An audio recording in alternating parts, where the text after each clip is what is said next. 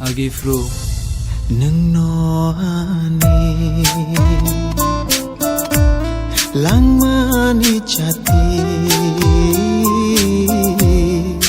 nungno puila nungno paitha nungno ani langmani chati nungno puila nungno paitha nung kriyo langma bukchang shokha shachong shokha nungno ani langmani chati nungno puila nungno paitha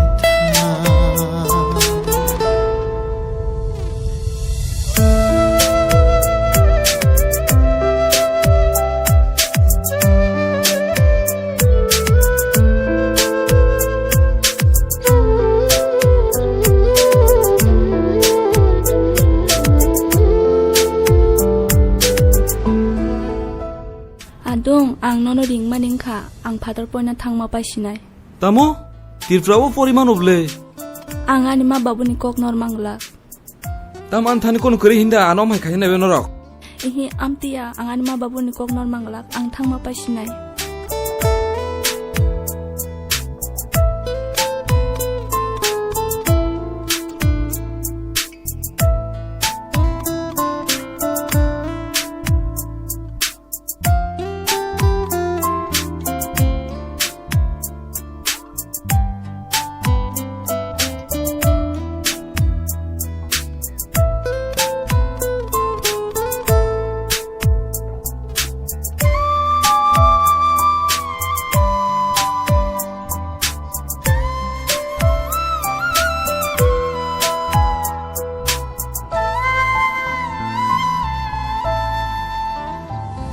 Shaboni sharai mung chanang kha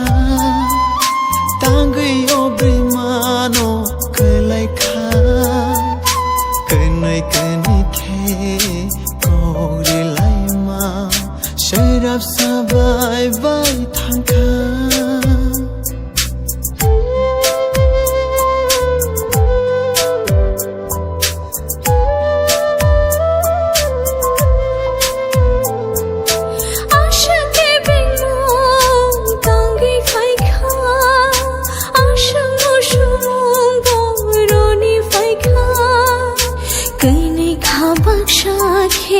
Aprishelai mawo rojong tangai ashaka kha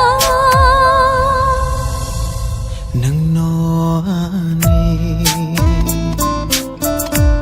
shalbrum ni longi nungno kichi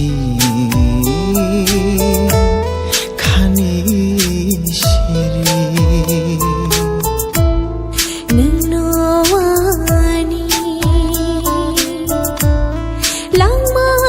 chati nungno puila nungno paitha nung kriya langma bukchang shokha shaichung shokha